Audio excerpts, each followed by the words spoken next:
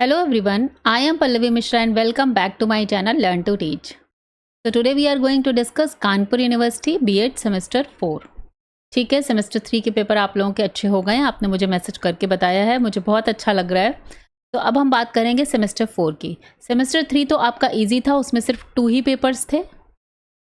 Okay, but अब आ गया है सेमेस्टर 4 जिसमें अगेन आपको 4 पेपर्स जो हैं वो अटेम्प्ट करने हैं. ठीक है, और जैसा कि आपको पता ही होगा कि सेमेस्टर 4 आपका ऑब्जेक्टिव पेपर होता है. ठीक है, जो सब्जेक्टिव पेपर होता है उसमें तो एक एवरेज मार्किंग होती ही है, बट ऑब्जेक्टिव पेपर में हम लोग अपने मार्क्स इंक्रीज कर लेते हैं और परसेंटेज यहाँ से हमारा इंक्रीज हो जाता है. ठीक है, तो ज़्यादातर लोगों का अभी तक फर्स्ट सेकेंड थर्ड के बाद उनका स्कोर अच्छा खासा 80+ बन जाता है. लेकिन अगर अभी भी कुछ दिक्कत है तो आप सेमेस्टर 4 में उस चीज़ को कवर कर सकते हैं. बिकॉज सेमेस्टर 4 के जो ये चारों पेपर हैं, ये देखिए कॉन्सेप्ट तो नहीं कहेंगे बहुत ज़्यादा याद करने वाले हैं. सिर्फ इसमें एक ही पेपर है, ये प्रोसेस ऑफ करिकुलम डेवलपमेंट. ये थोड़ा सा कॉन्सेप्ट बेसिस पड़ जाता है, अदरवाइज बाकी तीनों तो याद करने वाले हैं.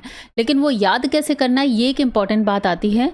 आप लोगों ने ऑब्जेक्टिव पेपर सेकेंड सेमेस्टर के दिए होंगे तो आपको पता चला होगा कि कैसे पढ़ते हैं, कहाँ से क्वेश्चन आते हैं. फिर भी मैं इन सेमेस्टर 4 के भी जो पेपर्स हैं उनको 1 by 1 अपलोड करूँगी, जिससे आपको समझ में आएगा कि आपके जो सब्जेक्ट हैं उसमें कैसे क्वेश्चंस आते हैं.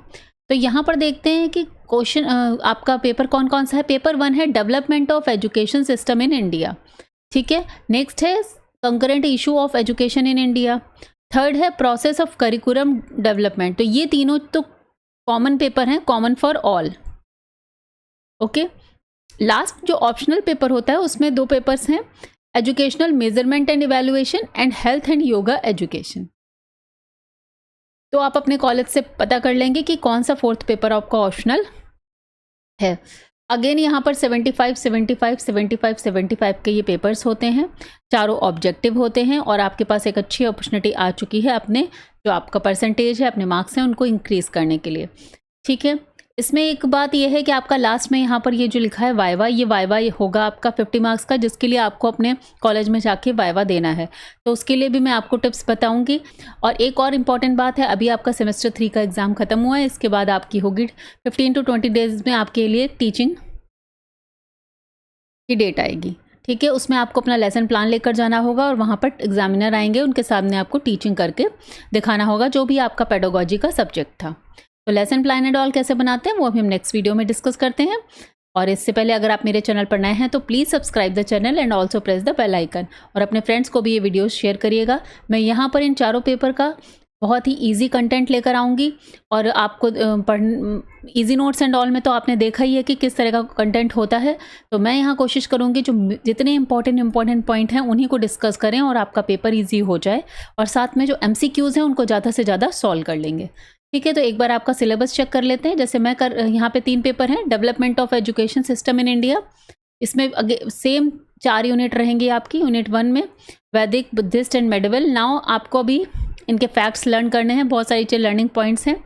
सेकेंड आता है ब्रिटिश पीरियड, पूरा सिस्टम कैसे डेवलप हुआ है इंडिया में, वैदिक पीरियड से लेके जो हमारी मॉडर्न एजुकेशन है यहाँ तक हम आ जाते हैं, कैसे डेवलपमेंट हुआ है during Mughals, during Buddhist, during Jainism, उसके बाद ब्रिटिशर्स और लास्ट में पोस्ट इंडिपेंडेंस. तो ये सारी चीज़ें आपको यहाँ पर पढ़नी है टिल नेशनल एजुकेशन पॉलिसी 2020. तो ये चीज़ें क्लियर हो गई होंगी कि एजुकेशन का डेवलपमेंट इंडिया में कैसा हुआ.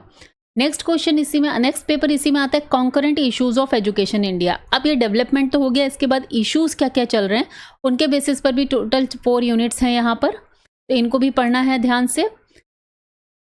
इसके बाद थर्ड पेपर आता है आपका प्रोसेस ऑफ करिकुलम डेवलपमेंट. अब चूंकि एजुकेशन अगर हमने लाया तो उसमें कुछ प्रोसेस होता है, उसका करिकुलम के ही थ्रू हम लोग एजुकेशन सिस्टम को पूरा चलाते हैं. तो करिकुलम का क्या प्रोसेस है, और ये क्वेश्चन बहुत थोड़ा सा, ये पेपर थोड़ा इंपॉर्टेंट हो जाता है इस बार. लास्ट ईयर अभी जुलाई में जो ये पेपर हुआ था सेमेस्टर 4 का, इसमें बहुत टफ आ गया था.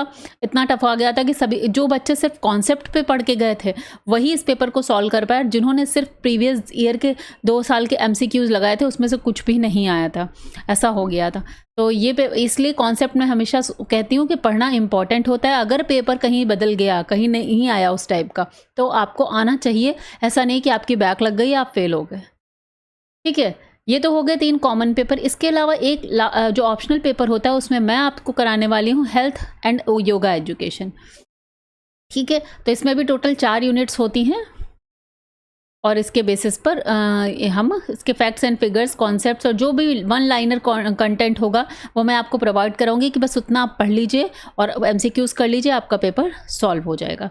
ठीक है, इसके अलावा अगर किसी का दूसरा ऑप्शनल पेपर है तो आप मुझे कमेंट बॉक्स में लिखकर बताइएगा। अगर मैं उस पर बना पाऊंगी तो आपको मैसेज करके पहले ही इन्फॉर्म कर दूंगी। ठीक है, क्योंकि ऑब्वियसली देखिए ये सारे पेपर्स कहीं इंटरनेट पे अवेलेबल नहीं होते हैं, आप सबको मालूम है। आपका 2 साल हो गए पढ़ते हुए, 2 सेमेस्टर में, कि ये हमें किसी स्टूडेंट से ही या कॉलेज से ही अरेंज करने होते हैं, अब कहीं ऑनलाइन नहीं दिखाई पड़ते हैं। तो इसलिए मैं ये गारंटी नहीं कह सकती कि ये पेपर मैं आपको, जो पेपर मेरे पास नहीं है या जो स्टूडेंट्स के टच में मैं नहीं हूँ, तो ये पेपर मैं अवेलेबल करा पाऊँगी। But I will try my level best. तो आप मुझे मैसेज करिएगा ऑप्शनल पेपर कौन सा है आपका। ठीक है, चलिए मिलते हैं नेक्स्ट वीडियो में। Till then bye bye, take care.